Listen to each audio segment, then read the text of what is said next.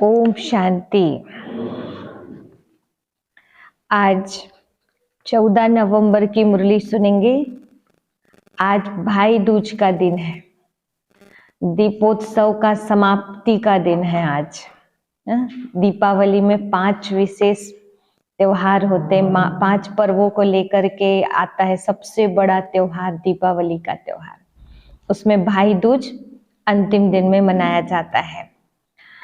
तो आज की मुरली भी ऐसे ही है। बाबा ने कहा एक अव्यभिचारी याद होनी चाहिए, एक मुझे याद करो, क्योंकि तुम्हारा रक्षक, शिक्षक, माता पिता, बंधु, सखा, स्वामी, सब कुछ, सारे संबंध जो हैं वो मेरे से है। इसलिए उनको माना मुझको याद करो। और इस संसार के लिए हमारा दृष्टिकोण कौन सा हो? आत्मा आत्मा, भाई भाई, दूजा नहीं कोई।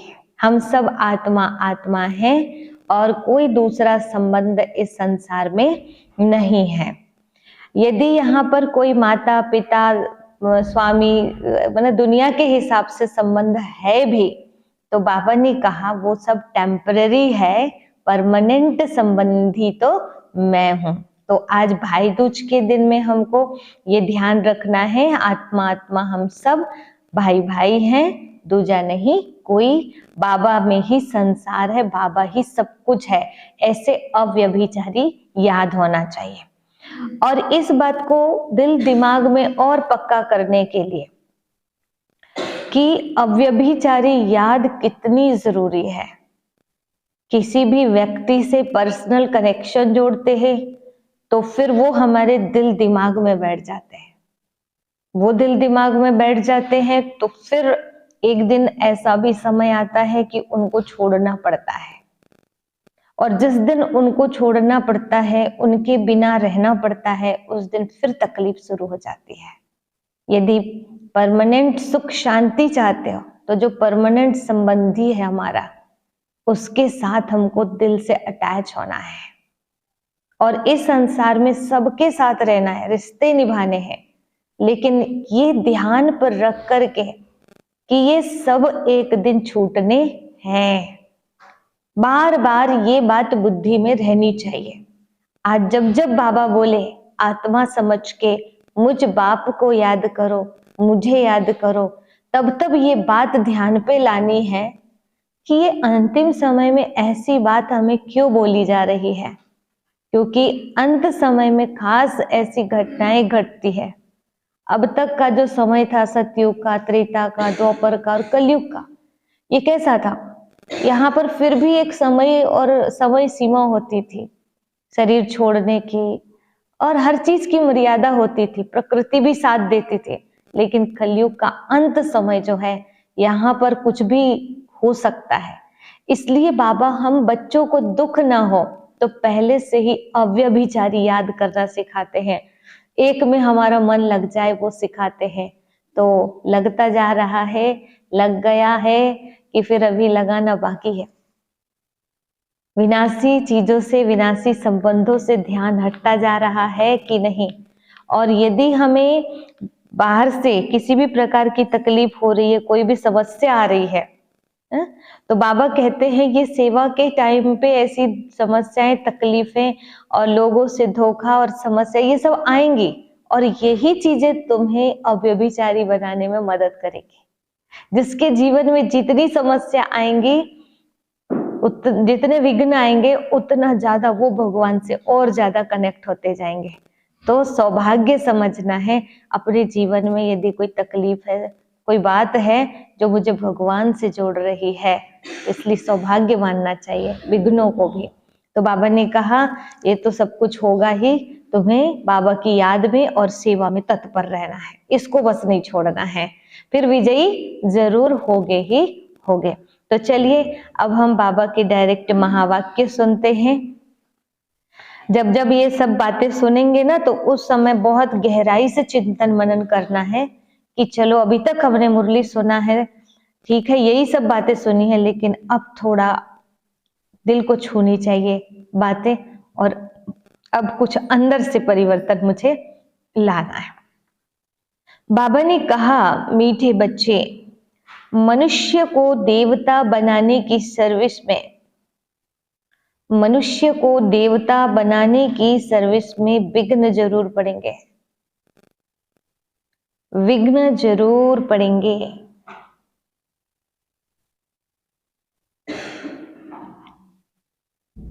तुम्हें तकलीफ सहन करके भी,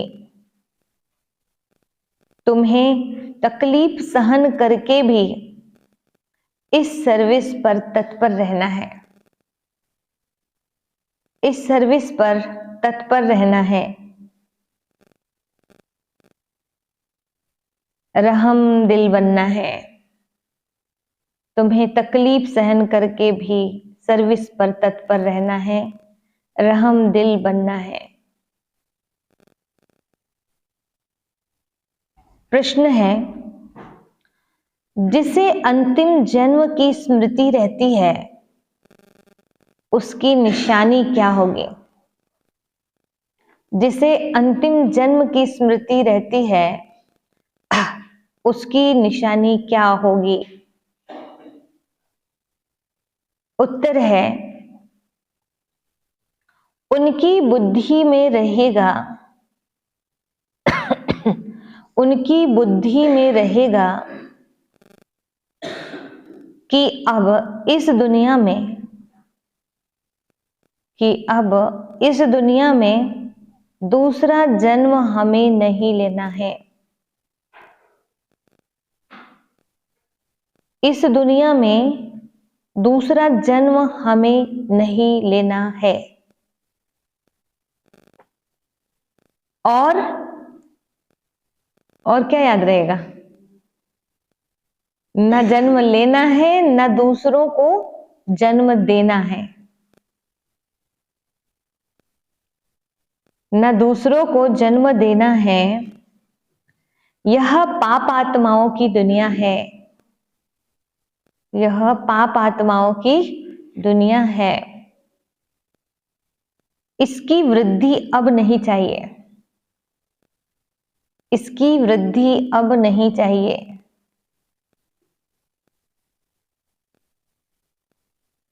इसे विनाश होना है, इसे विनाश होना है।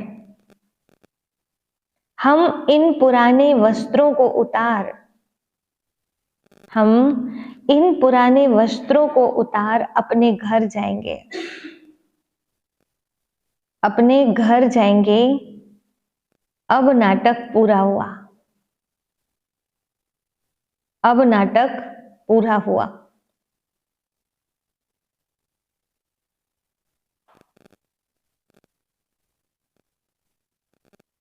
गीत है, नई उम्र की कलियां,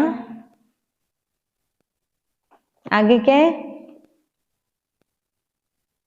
तुम्हें देख रही दुनिया सारी, तुम पे बड़ी जिम्मेवारी। ओम शांति। बाप बैठ बच्चों को समझाते हैं कि तुम बच्चों को हर एक की ज्योति जगानी है, यह तुम्हारी बुद्धि में है। बाबा को भी बेहद का ख्याल रहता है कि जो भी मनुष्य मात्र हैं उनको मुक्ति का रास्ता बताएं। बाप आते ही हैं बच्चों की सर्विस करने, दुख से लिबरेट करने। समझिए अब एक एक बात को अच्छे से, थोड़ा सा अलर्ट हो जाइए ना।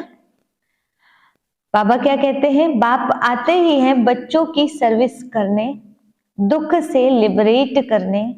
मनुष्य समझते नहीं है कि यह दुख है तो सुख का भी कोई स्थान है, यह जानते नहीं है। बल्कि शास्त्रों में सुख के स्थान को भी दुख का स्थान बना दिया है। अब बाप है रहम दिल। सतयुग में भी दुख ही दुख दिखाया ना शास्त्रों में। सतयुग में भी राक्षस होते, लड़ाइयां होती है, बुराइयां होती है। तो बाबा कहते हैं सुख के स्थान में भी दुख का स्थान दिखा दिया। अब बाप रहम दिल है। मनुष्य तो यह भी नहीं जानते कि हम दुखी हैं, क्योंकि सुख का और सुख देने वाले का पता ही नहीं है। यह भी ड्रामा की भावी है। सुख किसको कहते हैं, दुख किसको कहते हैं, यह जानते ही नहीं है। ईश्वर के लिए कह देते कि वही सुख दुख देते हैं।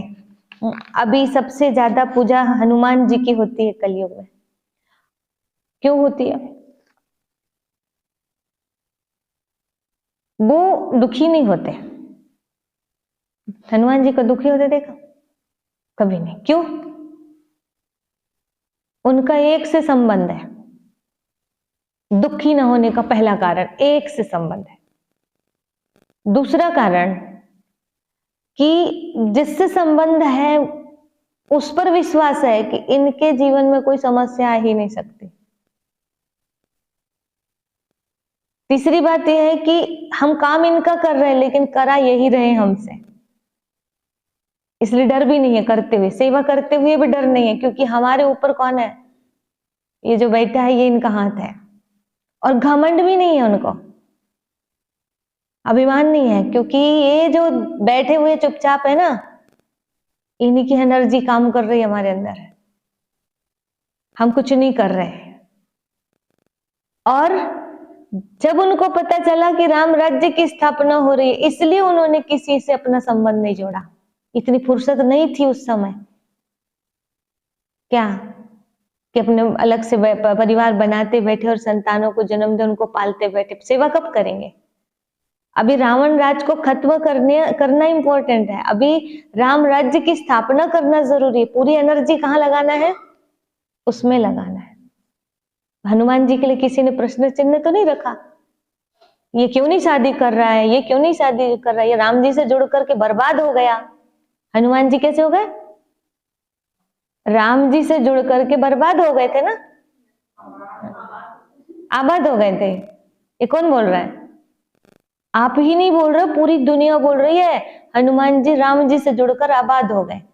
और कोई इधर शादी ना करे तो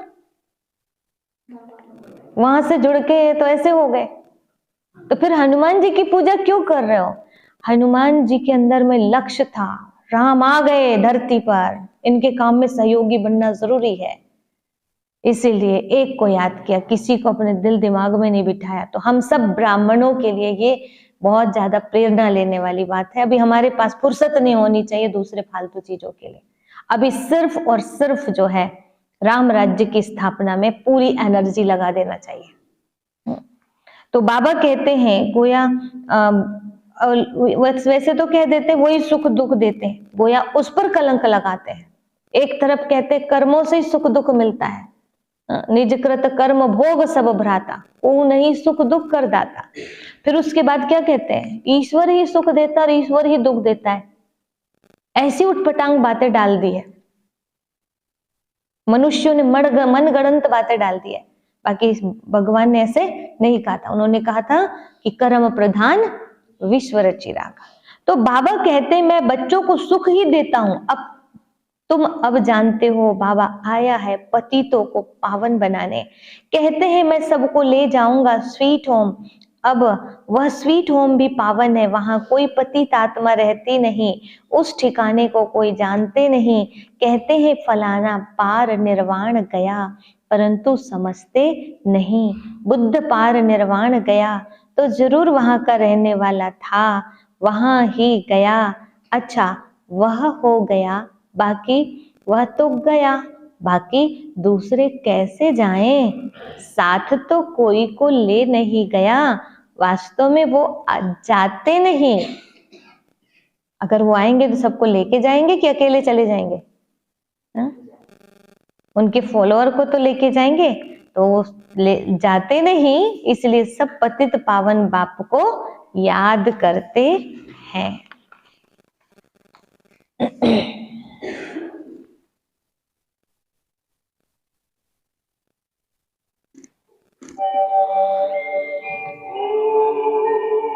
शांति शांति ओम शांति शांति। अंतर मन में ज्योति जगा लो, होगा दूर अंधेरा।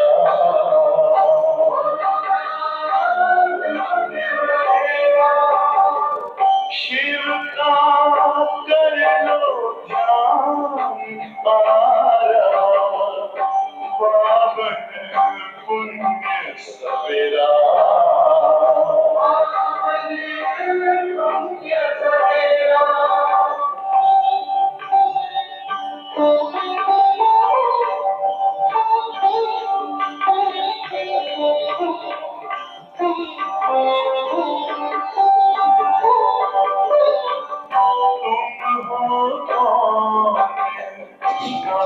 से आए अपने आप को जानो,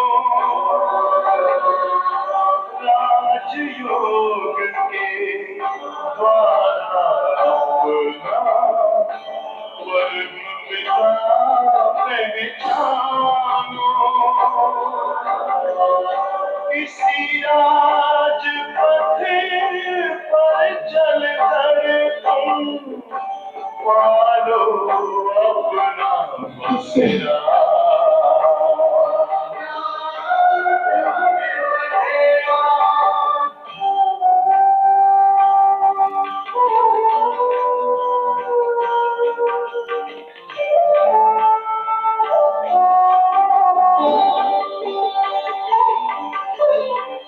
तुम हो आत्मा तन से प्यारे, परमात्मा को प्यारे। दिव्य गुणों को धारण करके योगी बनो दुलारे। ज्योति बिंदु ही तोड़ेगा ये माया मोह का घेरा।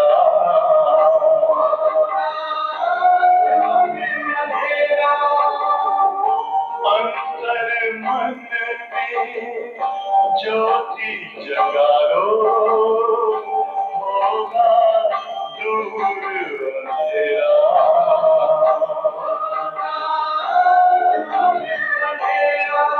ओम शांति, ओम शांति, ओम शांति।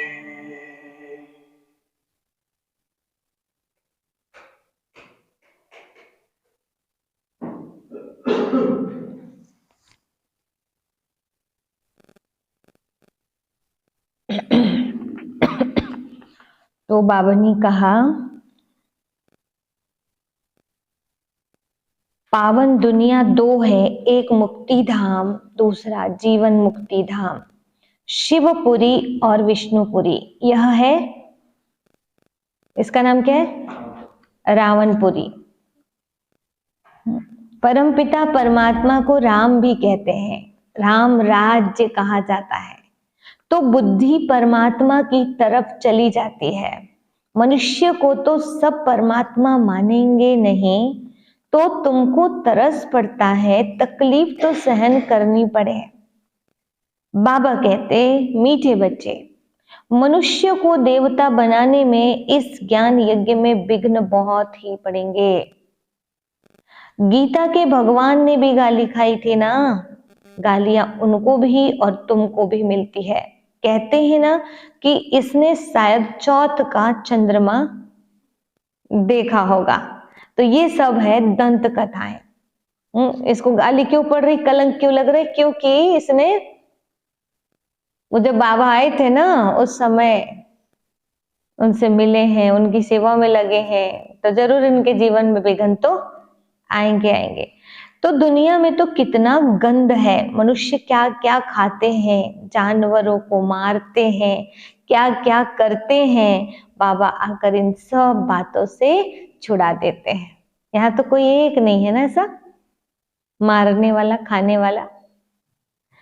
दुनिया में मारा मारी कितनी है, तुम्हारे लिए बाबा कितना सहज कर देते हैं। बाबा कहते हैं कि तुम सिर्फ मुझे याद करो तो विकर्म विनाश हो जाएंगे। सबको एक ही बात समझाओ। बाबा कहते हैं अपने शांति धाम और सुख धाम को याद करो। तुम असुल यहाँ के वहां के रहवासी हो, सन्यासी लोग भी वहां के लिए ही रास्ता बताते हैं। अगर एक निर्वाण धाम चला गया तो फिर दूसरे को कैसे ले जाएंगे?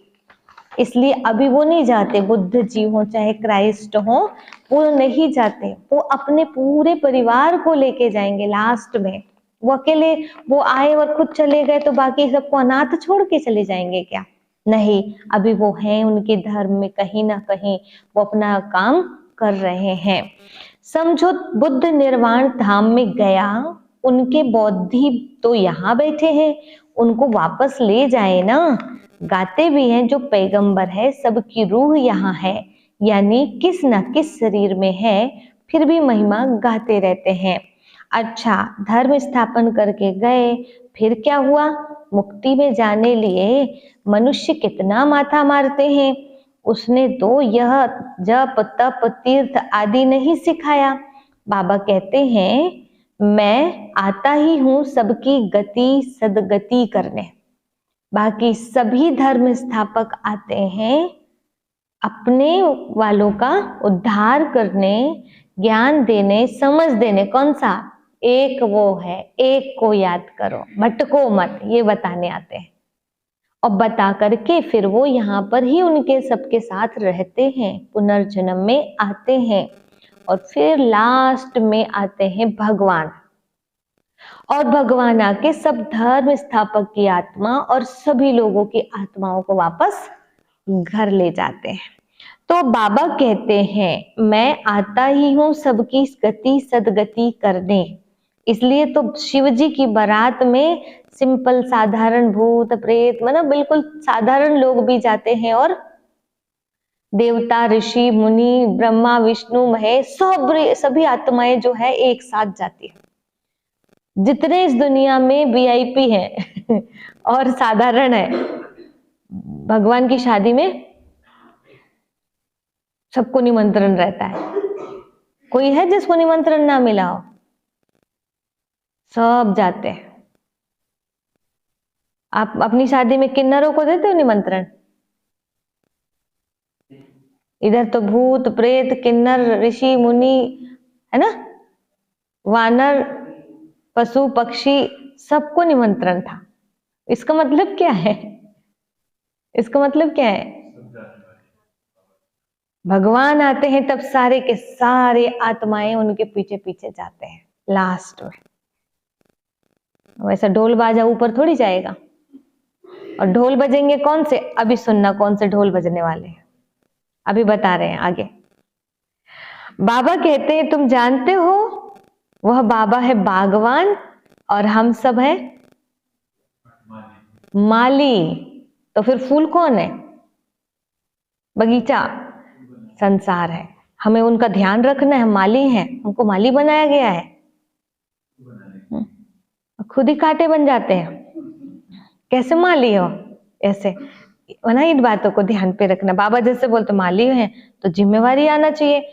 मम्मा बाबा और सब बच्चे माली बन बीज बोते रहते हैं। आप सबको भी माली बनाया? कहाँ का? ये संसार के बगीचे का तो ठीक है, ये बगीचे की भी तो जिम्मेवारी दी है ना। तो माली क्या हाल चाल है? माली के बताओ, आपको जो जिम्मेवारी दी है उसका क्या हाल चाल है? जब छोटी सी जिम्मेवारी पूरी नहीं हो पाती तो फिर बड़ी वाली कैसे हो पाएगी? है ना? ध्यान रखना है, कर रहे हो और अच्छे से करो। अभी थोड़ी और कमी है, और अच्छे से करो, फिर वो वाली भी अच्छे से हो जाएगी। बाबा कहते हैं, कलम निकलती है फिर माया के तूफान लग पड़ते हैं। आपने कोई नई चीज लगाई ना बगीचे में, तो वो नरम नरम रहती ना, छोटी छोटे पत्तियां रहते ना, तो क्या होता है? चिड़िया खा जाती है। अनेक प्रकार के तूफान भी आते हैं। तो ये है माया के विघ्न। देवता धर्म की कलम लगाओगे, किसी को देवता बनाने की कोशिश करोगे तो उस पर फिर प्रहार होता है माया का। तूफान लगते हैं तो पूछना चाहिए, बाबा इसके लिए क्या करना चाहिए? श्रीमत देने वाला बाप है, तूफान तो लगेंगे ही। नंबर 1 है देह अभिमान। यह नहीं समझते कि मैं आत्मा अविनाशी हूँ, ये शरीर विनाशी है। हमारे 84 जन्म पूरे हुए, आत्मा ही पुनर्जन्म लेती है। घड़ी घड़ी एक शरीर छोड़ दूसरा लेना आत्मा का ही काम है। अब बाबा कहते हैं, तुम्हारा यह अंतिम जन्म है। आत्मा परमात्मा में क्या अंतर है? आत्मा बार बार शरीर छोड़ती है, शरीर लेती है, परमात्मा नहीं। इस दुनिया में दूसरा जन्म नहीं लेना है, ना किसी को जन्म देना है। क्यों? अब घर जाना है। पूछते हैं कि फिर सृष्टि की वृद्धि कैसे होगी? अरे इस समय सृष्टि की वृद्धि नहीं चाहिए, पूछ लो गवर्नमेंट से। क्या कहती है गवर्नमेंट? जनसंख्या कम करो। सबसे बड़ी समस्या है आज इस दुनिया में जनसंख्या वृद्धि। तो अगर कोई बोले फिर कैसे बढ़ेगी, तो अभी संख्या चाहिए ही नहीं, बहुत हो गई है। ये तो भ्रष्टाचार की वृद्धि है। ये रस्म रावण से शुरू हुई है। दुनिया को भ्रष्टाचारी बनाने वाला रावण ठहरा, श्रेष्ठाचारी राम बनाते हैं। इसमें भी तुमको कितनी मेहनत करनी पड़ती है। घड़ी घड़ी देह अभिमान में आ जाते हैं।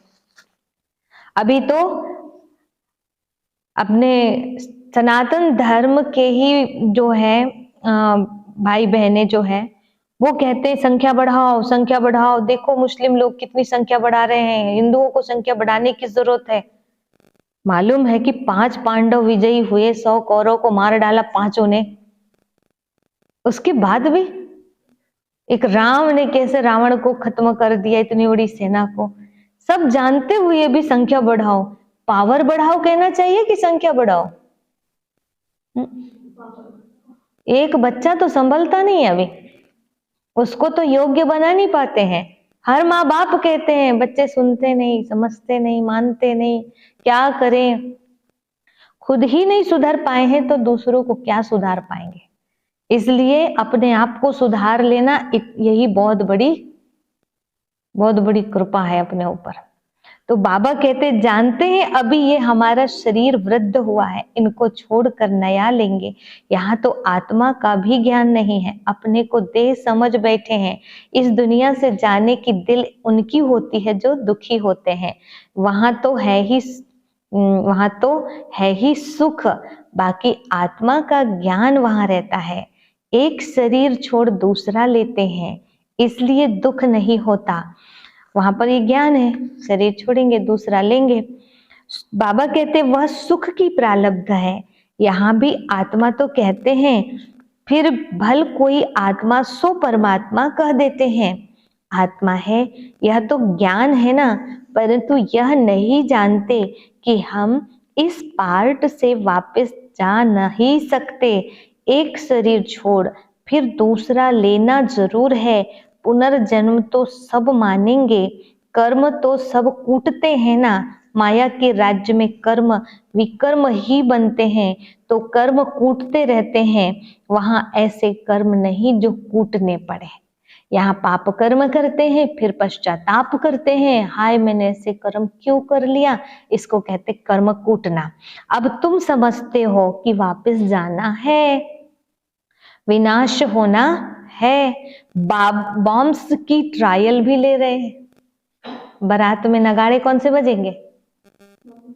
बाजे वाले बजेंगे। देखो बॉम्ब्स की ट्रायल भी ले रहे हैं, गुस्से में आकर फिर ठोक देते हैं। ट्रायल तो हो गई है हिरोशिमा नागासाकी में, ट्रायल करके देख लिया है। अब ट्रायल हुई है तो प्रैक्टिकल भी होगा ना। तो ये बॉम्ब्स पावरफुल है। गायन भी है यूरोपवासी यादव, महाभारत में है।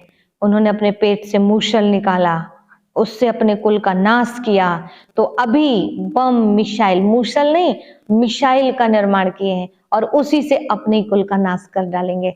बाबा ने बताया जितने देश है ना भारत को छोड़ के, वो सारे बम मिसाइल में फिनिश हो जाएंगे और भारत में प्राकृतिक आपदाएं ज्यादा आएंगी। भल हम सब धर्म वालों को यूरोपवासी ही कहेंगे। भारत है एक तरफ, बाकी सब उनको मिला दिया है अपने खंड लिए। उन्हों को प्यार तो बहुत है। शुरू हो गया है, सारे देश तैयारी कर रहे हैं बिल्कुल। परंतु भावी ऐसी है तो क्या करेंगे।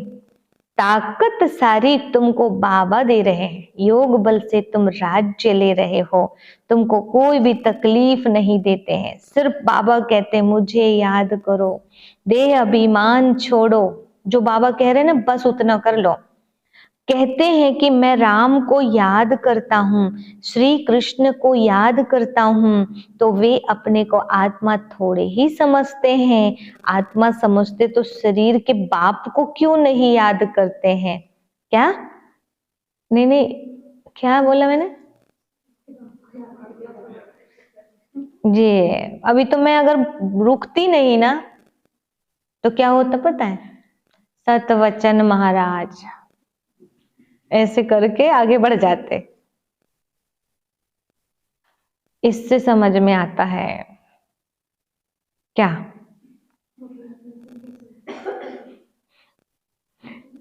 क्या सुन रहे हैं?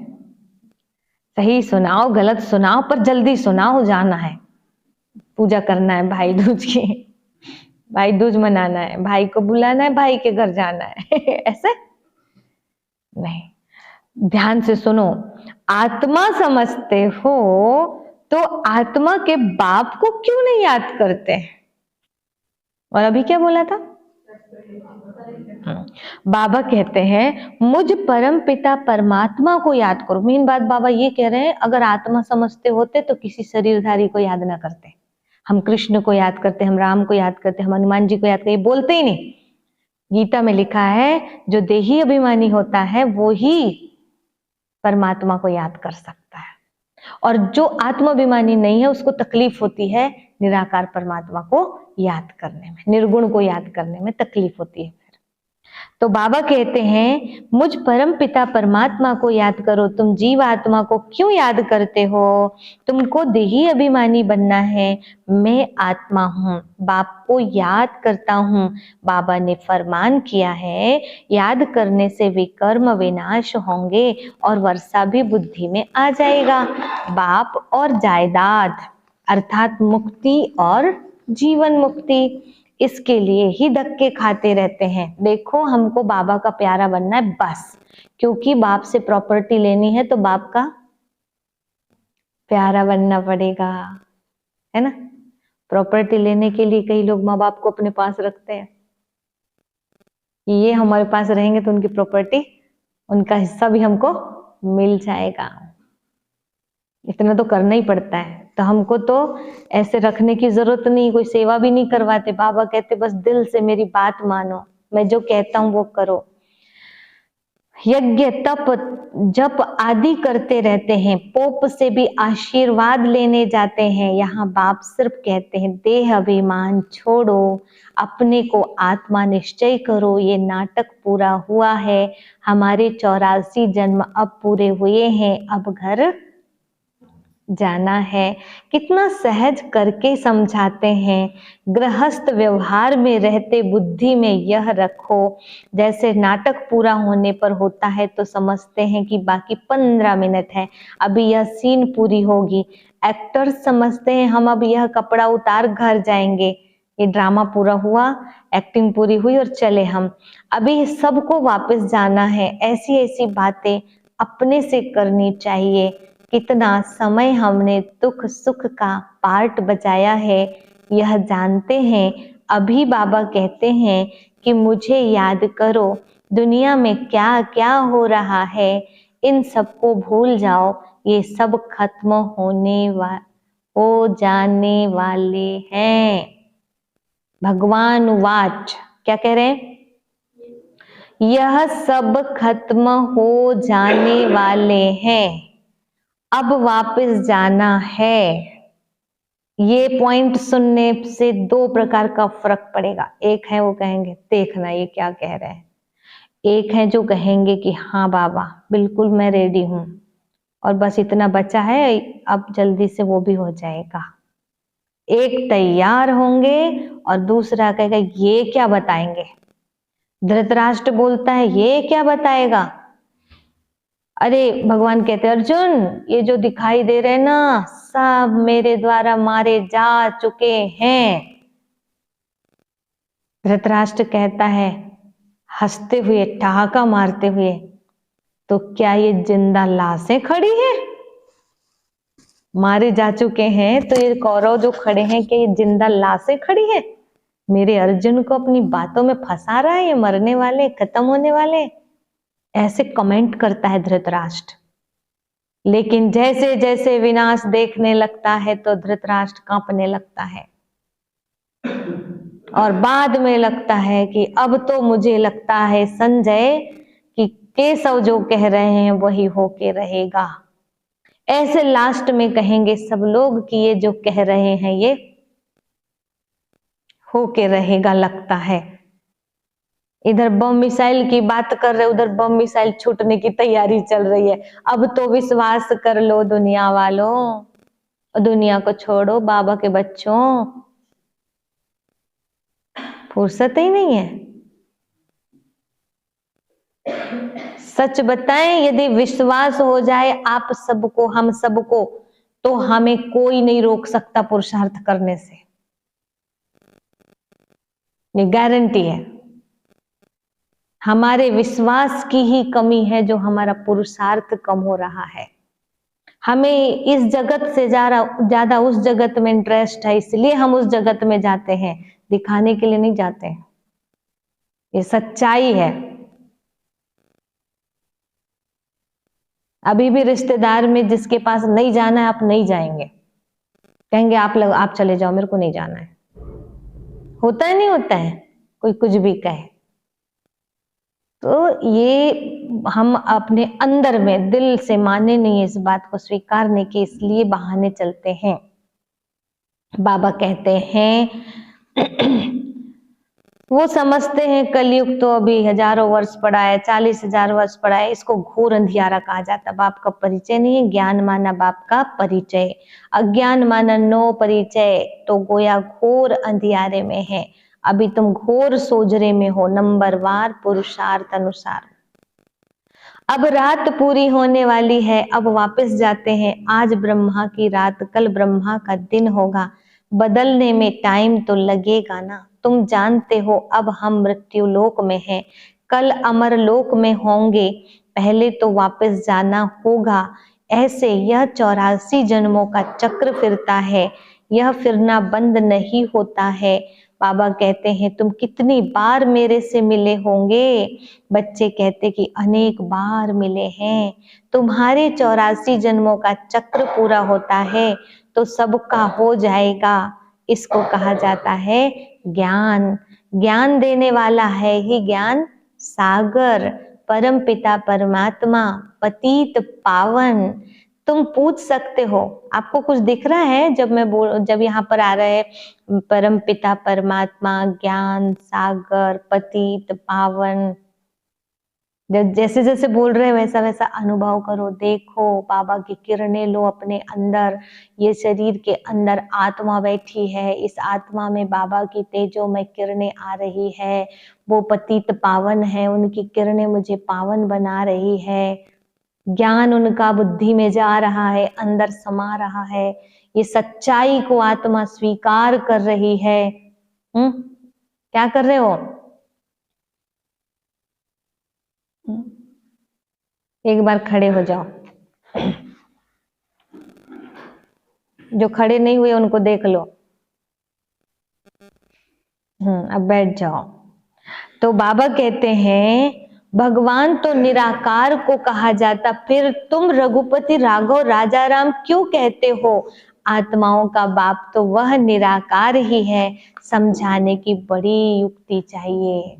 आत्माओं का बाप निराकार ही है, युक्ति चाहिए समझाने की। कहेंगे तुम भगवान निराकार को भगवान कहते हो, तो कौन सा साकार भगवान हो सकता है? जब हम आत्मा निराकार हैं तो आत्मा का बाप कैसा होगा? बस इसलिए बच्चे, ऐसे छोटे बच्चे हो, अभी समझ नहीं है, अभी थोड़ा समझो और 7 दिन का कोर्स करो। ऐसे प्यार से बाबा कहते हैं दिन प्रतिदिन तुम्हारी उन्नति होती रहेगी, क्योंकि गुह्य ज्ञान मिलता रहता है। समझाने के लिए सिर्फ अल्फ की बात है, अल्फ को भूले तो आरफन हो गए, दुखी होते रहते। एक द्वारा एक को जानने से तुम 21 जन्म सुखी हो जाते हो। यह है ज्ञान और वह है अज्ञान। जो कह देते परमात्मा सर्वव्यापी है, अरे वो तो बाप है। बाप कहते तुम्हारे अंदर भूत सर्वव्यापी है। बाबा क्या कहते, मुझे सर्वव्यापी कहते हो, मैं सब जगह कहाँ पे दिख रहा हूं तुमको? मुझे परमधाम में देखो, मैं एक हूं, मेरे वास्तविक रूप को देखो, यहां वहां मत ठोको मुझे। हाँ, कहना है तो कहो कि मैं, हमारे अंदर का भूत सर्वव्यापी है, सबके अंदर है। भगवान को भी जो बात पसंद नहीं वो बात हम क्यों बोले? ठीक है, 5 विकार रूपी रावण सर्वव्यापी है, ये बातें समझानी पड़ती है।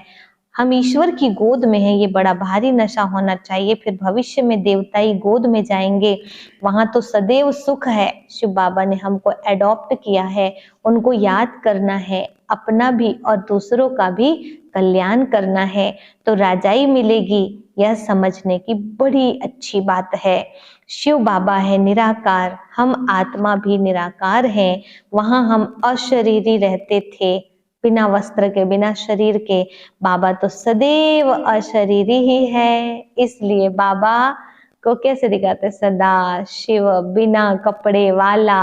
और उनका स्थूल यादगार शंकर बनाते हैं। शिव बाबा से कुछ बुलवाना है ना, तो शंकर जी से बुलवाते हैं, तो शंकर जी को भी शरीर में कपड़ा नहीं दिखाते। इसलिए बाबा कभी शरीर रूपी कपड़ा पहन पुनर्जन्म नहीं लेते। बाबा एक बार रीइंकारनेट करते हैं, एक बार अवतरित होते हैं। पहले पहले ब्राह्मण रचते हैं, तो उनको अपना बनाकर और नाम रखना पड़े। ब्रह्मा नहीं तो ब्राह्मण कहाँ से आएंगे? हम सब कौन है? ब्रह्मा पुत्र, ब्रह्मा पुत्री। तो यह वही है जिसने पूरे 84 जन्म लिए हैं। गोरा जो फिर अभी सांवरा बना है, कौन? ब्रह्मा बाबा। श्री सुंदर से श्याम और श्याम से सुंदर बनते हैं। भारत का भी हम श्याम सुंदर नाम रख सकते हैं, भारत का नाम श्याम सुंदर रख सकते हैं। भारत को ही श्याम, भारत को ही गोल्डन एज सुंदर कहते हैं। भारत ही काम चिता पर बैठ काला बनता है, भारत ही ज्ञान चिता पर बैठ गोरा बनता है। भारत से ही माथा मारना पड़ता है। भारतवासी फिर और धर्मों में कन्वर्ट हो गए हैं। यूरोपियन और इंडियन में फर्क नहीं दिखाई पड़ता है। वहां जाकर शादी करते हैं तो फिर क्रिश्चियन कहलाने लग पड़ते हैं। उनके बच्चे आदि भी उसी फीचर्स के होते हैं, है ना? इधर वाले उधर चले जाते, फिर उनके बच्चे वैसे ही हो जाते हैं। अफ्रीका में भी शादी कर लेते हैं, फिर उनके बच्चे अफ्रीकन जैसे हो जाते हैं। अब बाबा विशाल बुद्धि देते हैं चक्र को समझने की। यह भी लिखा हुआ है, विनाश काले विपरीत बुद्धि, यादवों और कौरवों ने प्रीत नहीं रखी और पांडवों ने भगवान से प्रीत रखी। यादवों को कुछ और चाहिए था, कौरवों को सिंहासन चाहिए था, पांडवों को भगवान चाहिए था। तो आप कौन हो? जिन्होंने प्रीत रखी उनकी विजय हुई। विपरीत बुद्धि कहा जाता है दुश्मन को। बाबा कहते इस समय सब एक दो के दुश्मन हैं। बाबा को ही सर्वव्यापी कह गाली देते हैं, या तो फिर कह देते जन्म मरण रहित है, उनको कोई भी नाम रूप नहीं है। ओ गॉडफादर भी कहते हैं, या तो कहते सब में है, या तो कहते उनका नाम रूप कुछ नहीं है। बाबा कहते हैं गॉडफादर भी बोलते हैं, एक तरफ पिताजी भी बोलते हैं, साक्षात्कार भी होता है आत्मा और परमात्मा का, उसमें और परमात्मा में फर्क नहीं रहता। बाकी नंबरवार कम जास्ती ताकत होती है, आत्मा और परमात्मा में ताकत कम जास्ती होती है, पर देखने में कोई फर्क नहीं होता। मनुष्य भल मनुष्य हैं, उनमें भी तो मर्तबे होते हैं, बुद्धि का फर्क है। ज्ञान सागर ने तुमको ज्ञान दिया है तो उनको याद करते हो, वह अवस्था तुम्हारी अंत में बनेगी। अमृत वेल अंत में क्या होगा पता है? बाबा के सिवा कुछ भी याद नहीं आएगा। क्यों क्यों नहीं आएगा? जब लास्ट टाइम में बाबा ने जो जो कहा है वही होता नजर आएगा, वही दिखाई देगा चारों तरफ, तो क्या होगा? बाबा बाबा ये तो आपने पहले बताया था, ये भी हो रहा है, ये भी हो रहा है। बाबा देखो मेरे बाबा ने सही बोला था। दुनिया को ज्ञान भी सुनाना एकदम इजी, फिर कोई नहीं पूछेगा दुनिया कैसे चलेगी। सब ब्रह्मचारी बन जाएंगे तो क्या होगा? फिर कोई नहीं पूछेगा, क्योंकि दिखने लगेगा कि तुम्हारे बच्चे भी नहीं रहने वाले हैं, तो अब दूसरे की तो बात ही छोड़ दो। बाबा कहते ये ज्ञान सागर ने तुमको ज्ञान दिया है तो उनको याद करते हो, वह अवस्था तुम्हारी अंत में बनेगी। अमृत वेले सिमर सिमर सुख पाओ, भल लेटे रहो परंतु नींद नहीं आनी चाहिए। अगर कोई तकलीफ है तो लेटे रहो परंतु नींद नहीं आनी चाहिए, अपना हट कर बैठना चाहिए, मेहनत है। वैद्य लोग भी दवाई देते हैं अमृत वेले के लिए, यह भी दवाई है, वो दवाई भी अमृत वेला यूज करने से लगती है शरीर को। बाबा कहते अमृत वेले की शक्ति बहुत अथाह होती है। रचता बाप ब्रह्मा द्वारा ब्राह्मण रचकर पढ़ाते हैं, यह बात सबको समझानी है। अच्छा, मीठे मीठे सिकी लधे बच्चों प्रति मात पिता बाप दादा का याद प्यार और गुड मॉर्निंग। रूहानी बाप की रूहानी बच्चों को नमस्ते। हम रूहानी बच्चों की रूहानी बाप दादा को याद प्यार, गुड मॉर्निंग और नमस्ते। सार है, हमने ईश्वर की गोद ली है, हमने ईश्वर की गोद ली है, फिर देवताई गोद में जाएंगे। हमने ईश्वर की गोद ली है, फिर हम देवताई गोद में जाएंगे। इसी रूहानी नशे में रहना है, इसी रूहानी नशे में रहना है।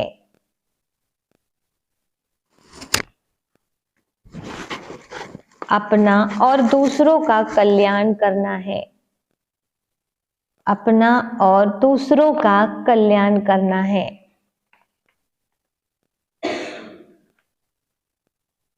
सेकेंड पॉइंट है, अमृत वेले उठ, अमृत वेले उठ ज्ञान सागर के ज्ञान का मनन करना है, ज्ञान सागर के ज्ञान का मनन करना है।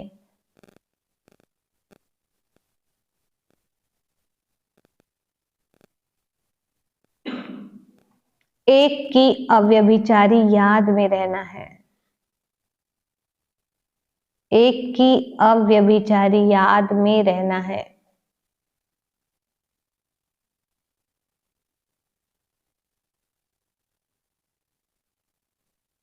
देह अभिमान छोड़, देह अभिमान छोड़ स्वयं को आत्मा निश्चय करना है, स्वयं को आत्मा निश्चय करना है। वरदान है, अमृत वेले से रात तक, अमृत वेले से रात तक याद के विधि पूर्वक हर कर्म करने वाले, याद के विधि पूर्वक हर कर्म करने वाले सिद्धि स्वरूप भव, सिद्धि स्वरूप भव।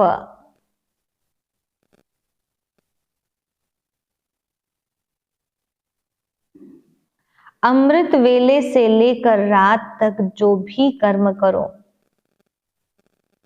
अमृत वेले से लेकर रात तक जो भी कर्म करो, याद के विधि पूर्वक करो, याद के विधि पूर्वक करो।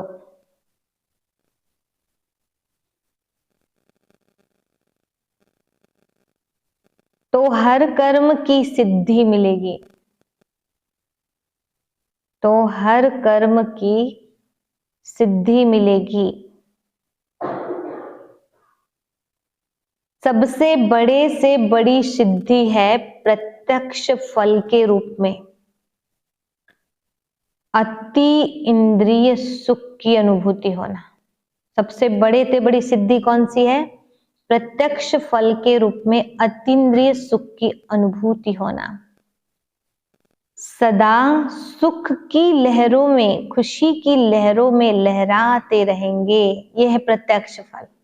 अभी अतीन्द्रिय सुख में रहना, सुख की लहरों में, खुशी की लहरों में लहराते रहना, तो यह प्रत्यक्ष फल भी मिलता है और फिर भविष्य फल भी मिलता है। इस समय का प्रत्यक्ष फल अनेक भविष्य जन्मों के फल से श्रेष्ठ है। अभी का प्रत्यक्ष फल अनेक भविष्य के कई जन्मों के फल से श्रेष्ठ है। अभी अभी किया, अभी अभी मिला, इसको ही कहते हैं प्रत्यक्ष फल। स्लोगन है, स्वयं को निमित्त समझकर हर कर्म करो। स्वयं को निमित्त समझकर हर कर्म करो तो न्यारे और प्यारे रहेंगे। न्यारे और प्यारे रहेंगे। मैंपन आ नहीं सकता। स्वयं को निमित्त समझकर हर कर्म करो तो न्यारे और प्यारे रहेंगे, मैंपन आ नहीं सकता। बाबा ने हमको निमित्त बनाया है। आज हमको सारे दिन हनुमान जी जैसी स्थिति बनानी है। ये राम राज्य स्थापना करने का टाइम है, रावण राज को खत्म करना है।